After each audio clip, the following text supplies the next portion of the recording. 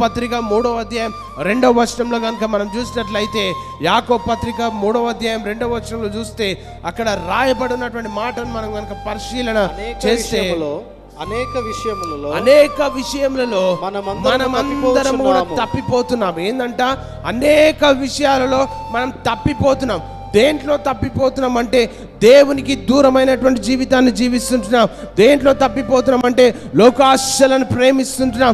దేంట్లో తప్పిపోతున్నాం అంటే లోకంలో ఉన్నటువంటి భ్రష్టత్వం అంతా కూడా మనలోకి వస్తూ ఉంది. ఎందుకు? ఈ పాపము, ఈ భ్రష్టత్వము, ఈ చెడు, ఈ కీడు ఇవన్నీ మనలో ఉంటే దేవుని రాజ్యానికి చేర్చబడలేం. అందుకని యాకోబు పత్రికలో మనం చూసినట్లయితే ఇక్కడ వాక్యం సెలవిస్తుంది ఏంటంటే, అనేక విషయాలలో, ఒక్క విషయం కాదండి, అనేక విషయాలలో మనం తప్పిపోతున్నాం. ఎప్పుడైతే మనం తప్పిపోతామో తండ్రి దగ్గర స్థానం ఉండదు.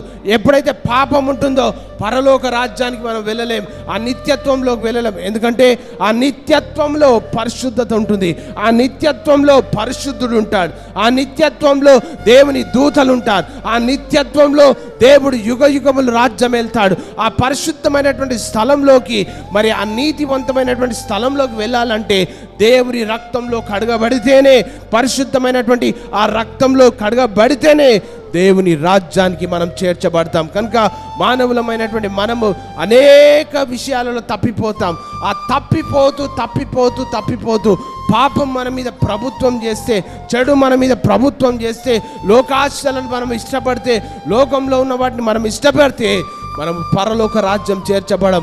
అందుకనే లేఖన భాగాల్లో అక్కడ చెప్పబడుతుంది ఏంటంటే, లోకం తన ఆశ గతించిపోతుంది, కానీ దేవుని చిత్తాన్ని నువ్వు నెరవేర్స్తే నిరంతరము ఆయనతో పాటు యుగ యుగంలో ఉంటావు. లోకమంతటా అన్ని యుగాల్లో తన ప్రజలందరి పాపాల కొరకు క్రీస్తు మరణించాడు. యేసుక్రీస్తు కొందరికే ప్రభు కాదండి, సమస్త లోక మానవాళ్ళందరికీ కూడా ఆయన ప్రభు. సమస్త లోకంలో ఉన్న వారిని అందరినీ ప్రేమించడానికి ఆయన పరమును విడిచి ఈ లోకానికి మన కొరకు వచ్చినాడు.